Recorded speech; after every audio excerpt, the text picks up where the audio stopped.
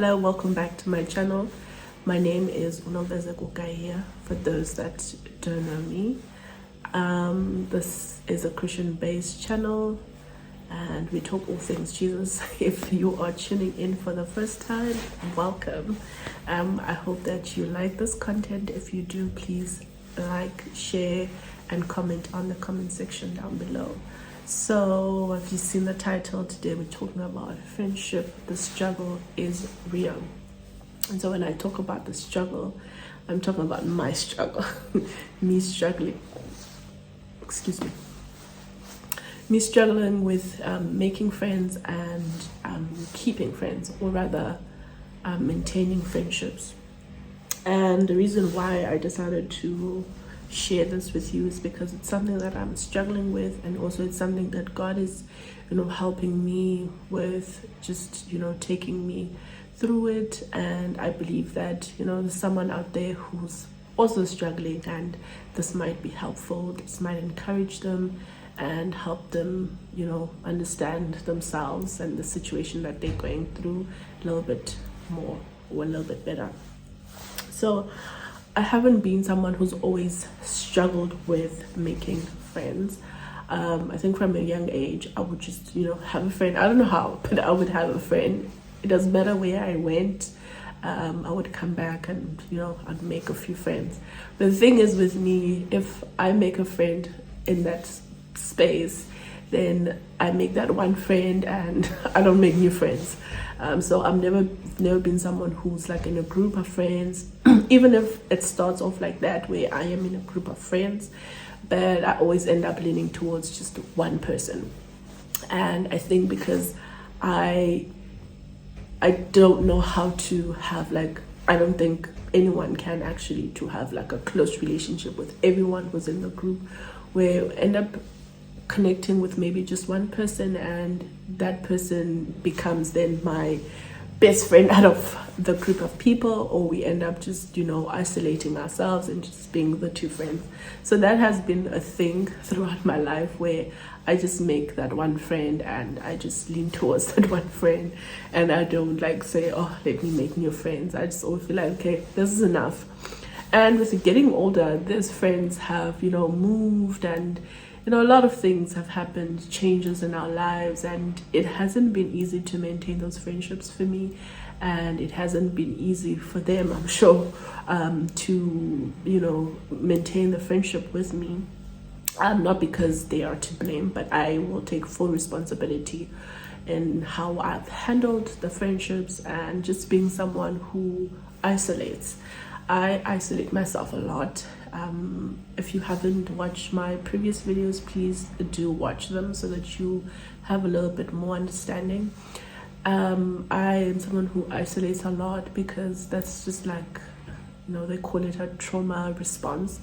And so that has really impacted how, in a negative way, how I connect with people, and how I'm not as vulnerable as I need to be in friendships.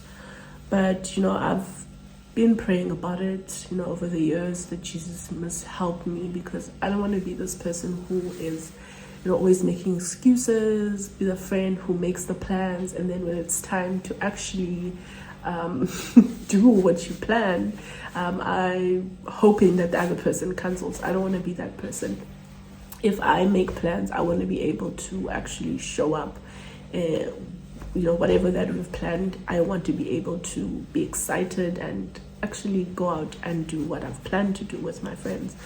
But it's not easy, and I think that one of the important things that I have done is to be honest with myself, to say that I am the toxic friends at times. I am the friend who is hurting the other person in the situation. Because I have lovely friends, and they're very social and they're outgoing. I don't know why my friends are always people that like being social, people that like going out, and they enjoy being outdoors. I'm very introverted and I prefer being indoors. We can chill indoors, but I don't think that this is who I've always been. I think that when things happen in life, then we find a way of new ways of dealing with the troubles and new ways of being to try and help yourself in situations. And I think, making friends as a Christian has been a struggle for me, rather than, before I made a conscious decision of following Jesus, I would make friends and, you know, it wouldn't be a big deal. I wouldn't think much about, friends that I'm making, or have much thought going into it. If we are vibing with, I like certain things and you like certain things about me, then, we hear it, we become friends. But becoming a Christian following Jesus rather, has made me more intentional in thinking about friendships and wanting to make friends, and thinking about, what do I bring in that friendship? What does that other person bring in that friendship?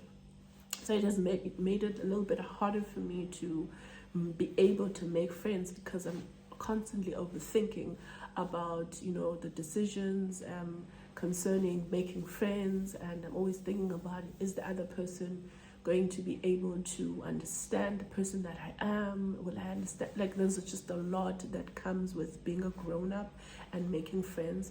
And then on top of that, you're following Jesus, and you don't want to follow someone who isn't in the same path, or rather make friends with people that don't understand where you are, or the path that you are on now.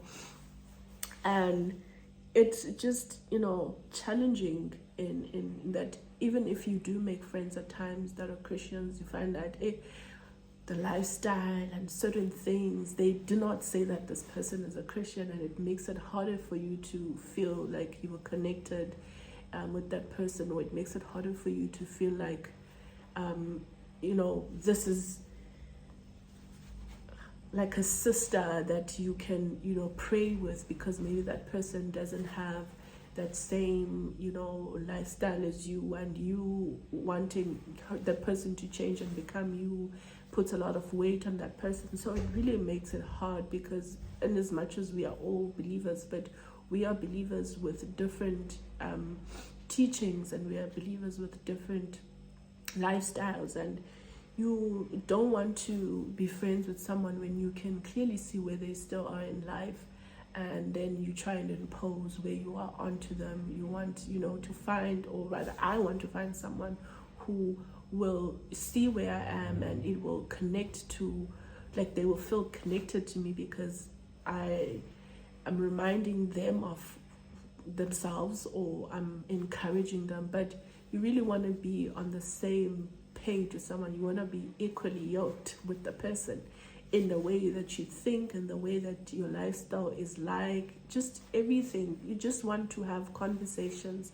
that will help you grow, conversations that will bring you closer to Jesus, rather than it becoming about, worldly things. So for me, just making friends in Christian space has been really hard, because I find that sometimes people will look at you, and based on what you do, they will assume this about you, and they might close themselves off and not want to open themselves. And I remember when I was younger, trying to make friends in the Christian space, and you would see people intentionally closing themselves off, or people, suddenly becoming quiet every time you are around them, and you notice those little things that maybe you make them feel uncomfortable, or they don't feel like you're the person, or that they would want to be close with. So I've really had a struggle with just making friends, and not just to blame those people, but just to also know that I am someone who just struggles with being like social and so on.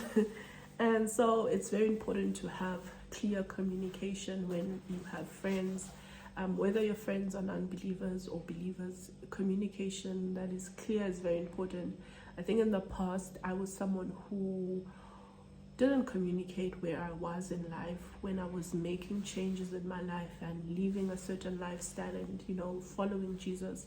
Now, I had friends, I still have those friends, and sometimes I would just ghost them and not tell them what's going on, and not explain to them that, okay, this is what's happening in my life, and I would like to not be around certain people or certain environments. Not that those people are bad people, but it is for my good that I don't expose myself, because I'm still new in this and I'm still learning. So I wouldn't be able to make clear communication that, okay, friend, I still love you, but my life has changed and Jesus is doing a new thing in me, and I'm not going to be as available as I used to. I'm not going to be able to do certain things with you as I used to.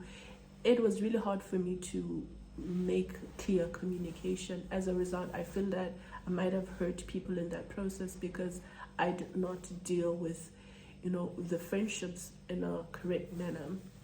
And I believe that Jesus has helped me in that area, that at least now I know that whenever I make changes in my life, or whenever I need to let people in on what's going on, rather than making the other person guess that, oh, maybe this is happening, or maybe this is happening, but let the people in so that they can also support you in your journey. My friends have been very supportive, and they've supported me in my journey, even though some of them are not believers yet, but they have supported me in my journey, and they've allowed me to be a follower of Jesus without imposing, without making me feel bad about it. And I've also been able to have certain conversations with them and share certain things with them without them feeling that maybe I might be judgmental or someone that is self-righteous.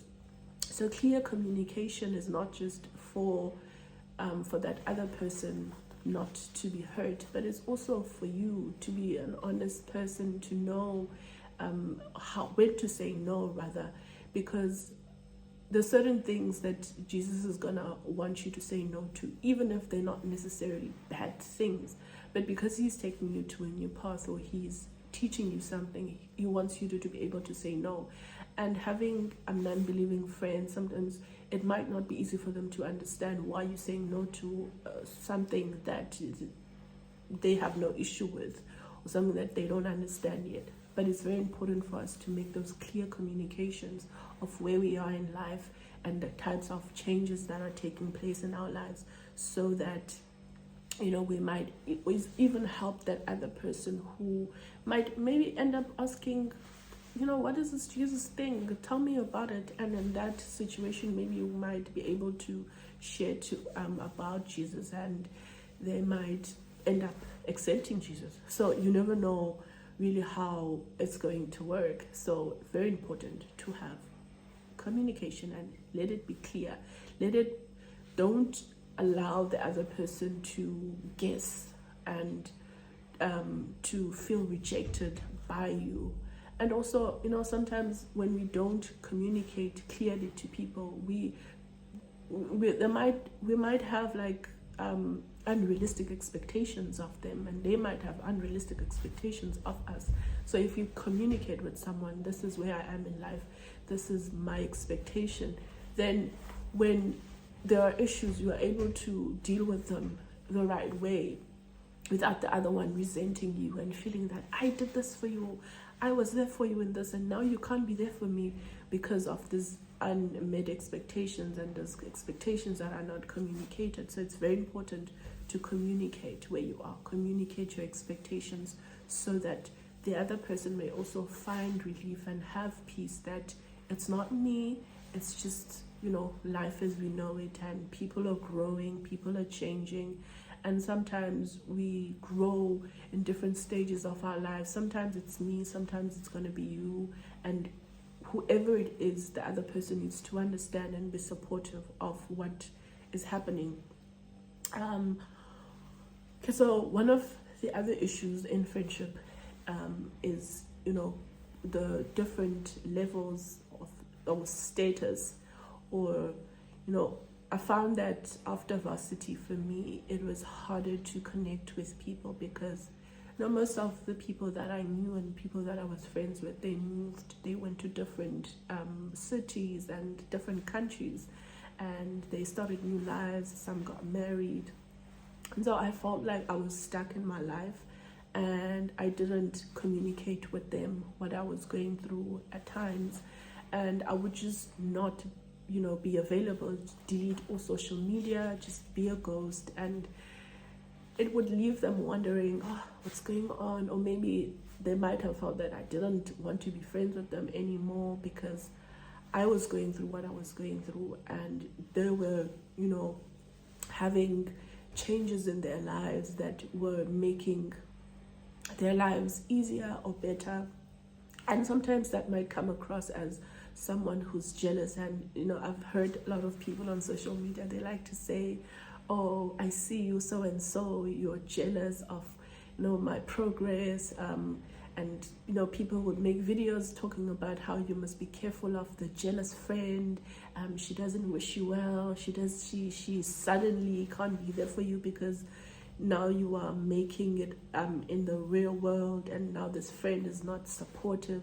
And they never really look at the perspective of this person might be going through their own things, and it's not that they're not supportive, and it's not that they don't want to celebrate you. It's just that they're so deep within their depression or anxiety that they can't even see that your life is happening in the way that it's happening. And communicating where you are helps the other person not to feel like you're jealous of them or they feel that you're not happy for them, but it helps them to understand that you are going through something that is hindering you from being able to celebrate life with them. And sometimes it's so hard to see or not being able to support your friends in ways that they support you. Talking about the money issue where if friends are working and you're not working, it makes it difficult when they start doing things for you and you can't do things for them. It makes you feel bad that, oh, I feel like I'm just taking from this friendship, and I'm not able to do things for them in a way that they are doing things. And it makes you feel like you are adding no value in the friendship, and reasons for you now to withdraw from that friendship and not communicate that you are actually feeling this way, and you just want the person to know what is going on in your life. And it really helps to be vulnerable, because vulnerability helps you, it helps the other person to understand you. You also understand yourself and the situation that you are in, and you can get support where you are. And I think that as people, we don't want the other people to know when we are broke. We don't want people to know when we have nothing and when everything is not going right in our lives. We want to hide and run and not give people the opportunity to be there for us and to support us. But vulnerability really helps you. It helps me to be a better person. It helps the other person as well to be a better person. The other person might not be having grace for you because they don't understand what you're going through, because you haven't opened up and been vulnerable about your situation.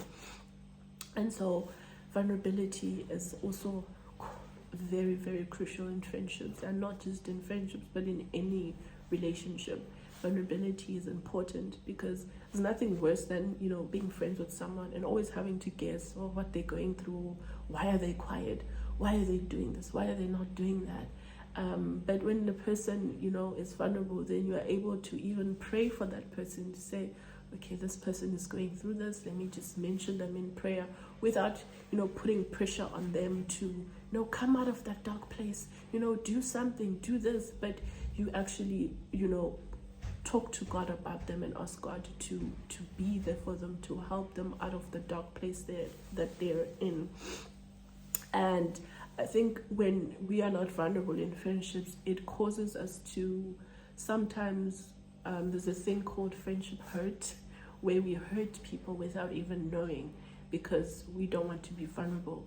And friendship hurt can come from being friends with someone and always opening up yourself to that person, always being available for that person, while they sit back and they do nothing and they don't communicate with you, and you always have to make the extra effort of making time and dates and everything, because the other person is not willing to be vulnerable. You feel like you are carrying this friendship, and it really might end up being like there might be resentment, there might be hurt, and it might also damage your future friendships, because might carry that into your next friendships.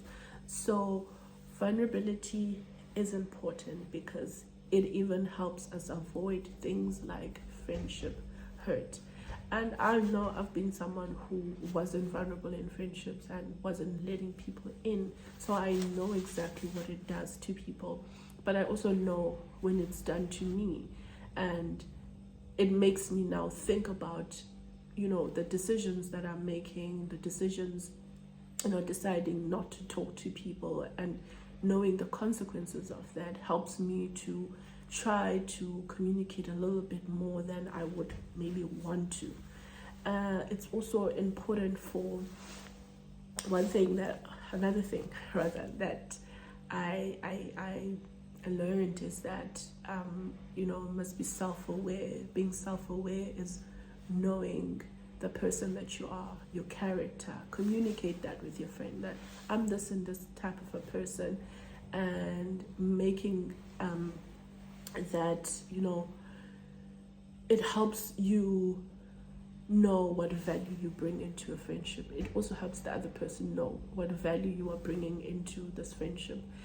Talk to your friends and tell them that my love language is this. It's attention and quality time, or acts of service. Those things help to know what value you bring into the friendship. So it's important when we're making friends, or the friends that you already have, to think about the value that you bring. And if you realize, or that you don't do much for your friends, or you're closed off and all these things, then you take that time and you pray about it, and you ask God to deal with you in the areas of your life where you're struggling, because you don't want to be someone who is just known for being, this person is like this and they'll never change. But you want to be someone who's growing, and it's not just for the other person, it's also for you. It's also beneficial for the kingdom, for you to grow, so that you are able to, share the gospel with others in the way that you make friends, in the way that you live your life, and the lifestyle that you have.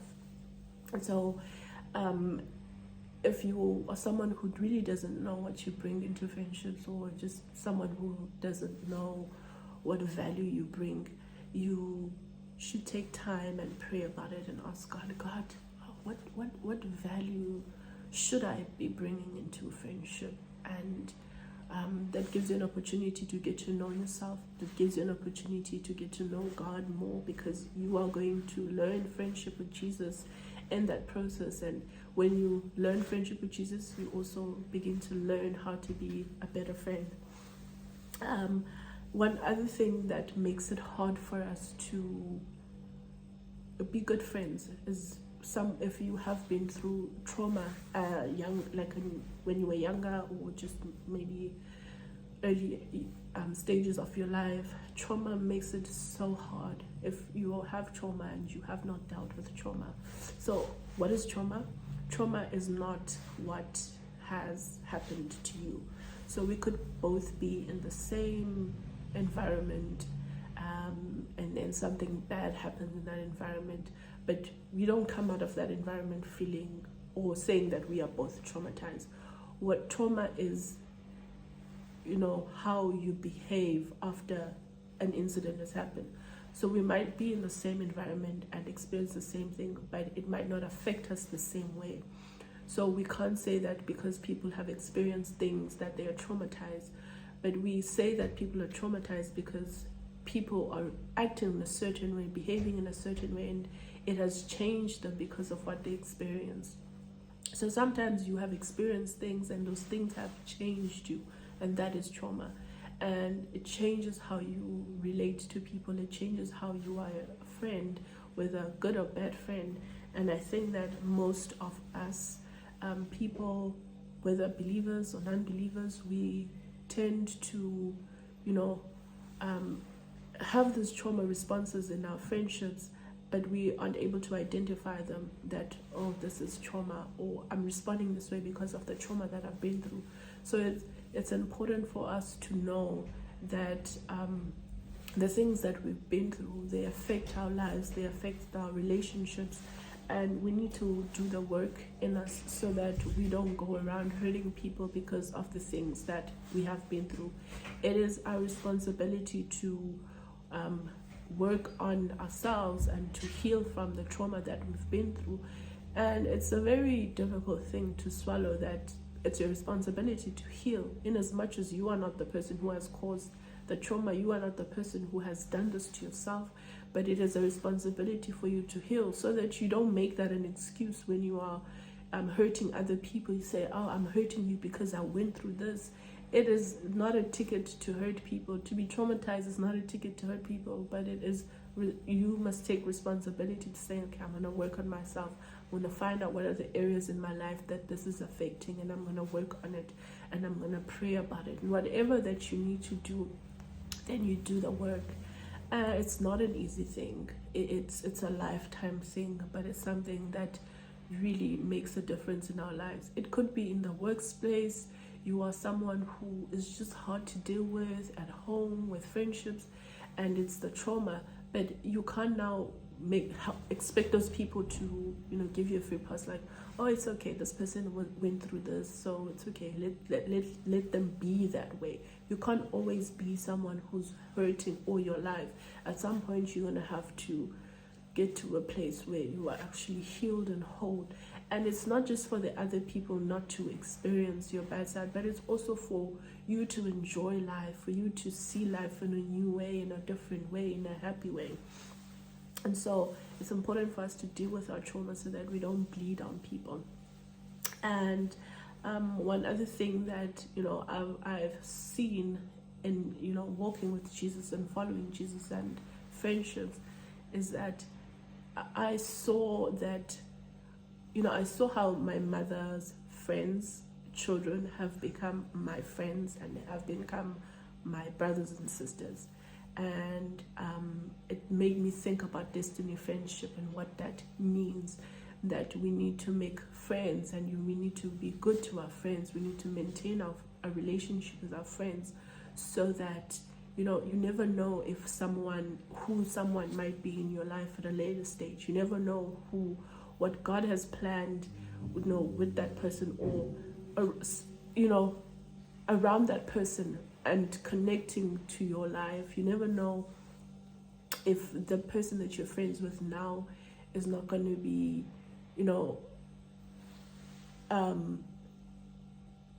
it's not going to have children, and then their children are going to become friends with your children, and something great is going to happen within their relationship or whatever.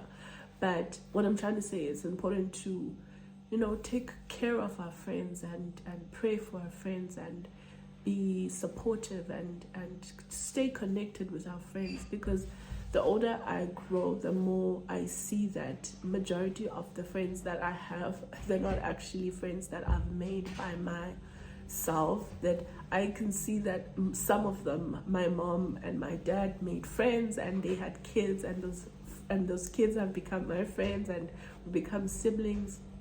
And so it's important that the friends that I have, I take good care of them. I love them, and I walk with them through this journey, so that whatever God has planned for us, that it might, I might not that I have the power to ruin God's plans, but I also agree with what God is planning, or I'm also in the will of God for my life. And I mentioned that we need to pray for our friends. When I was mentioning the thing about vulnerability, we need to pray for our friends, be there for our friends, and it's so important for us to know what our friends are going through, or when our friends are making changes in their lives, to support them.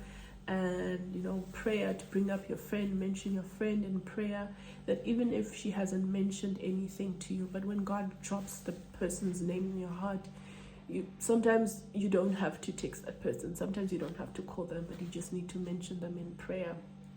And for me, even though I struggle to communicate at times, but when I think of my friends, or when I dream of my friends, I always try and remember to pray, because that is more helpful than me picking up the phone and calling them, even though that is helpful. But me praying for them first is more helpful. And while I'm praying, God might even give me instruction on how to go about maybe, helping them in a situation that they need help with. And so my two last points are that when it comes to friendship, Jesus needs to be a part of it. Jesus needs to be at the center of your life, center of your heart. We have become people that are so obsessed with friendships, so obsessed with friends, that even our family members don't have as much access to us as our friends do. We label our family members as toxic. If they're toxic, cut them off. If they this, even if it's your mother, cut them off. Like, how do you cut off your mother? The first person who gets the call when you die is your mother. The first person who gets your call when you are in trouble is your mother. So in as much as sometimes parents, siblings, whoever might be toxic, but it's important for us not to cut them off, because now we have these friends, and these friends seem like family. Friends are not family. Friends are friends. They can be like family, but they're not family. So it's important for us to know the difference, to not place friends in the place where we should be placing Jesus, and to put friends at a pedestal. Even if Jesus tells you to do something, you don't want to do it because your friends don't support you, your friends can't do what Jesus is asking you to do, or it's gonna ruin the squad or the goals that you guys have as a group. Like, your friend cannot have a say over your life more than God has a say, or more than family at times. Your friend is a friend, but your friend is not your everything. Your friend cannot be your everything. You need to have a balance in your life where the place where you place Jesus, the center of your heart, and he rules and reigns everywhere. And then you must have space for your friends, have space for your family, and not be someone who spends all their time, all their attention with friends, and you really go home and you're just like, I just want to be with my friends. Yeah, family is also important, in as much as we need to be making friends, but family is important. Family is what God has blessed you with. It is a blessing from God that we need not take it for granted, just because we have issues within the families, that then we replace our family members with our friends, and we have these lifestyles that revolve around friends only. And we let our parents feel like they were never good enough, or the mistakes that they did while they were raising us are the reason why they can't be a part of our lives. And this new friend that you met as an adult is now your everything. So it's very important for us to place Jesus at the center of our hearts, and not your best friend is really not your everything. And I really hope that all these points and my struggles and everything that I've shared is helpful, and that Jesus will help us where we need help, and that we may grow in the areas of our lives where we need to grow. And I just want to please don't forget to comment, like, share, subscribe to my channel. Thank you so much for joining me on today's video, and I will see you guys on my next video. Bye.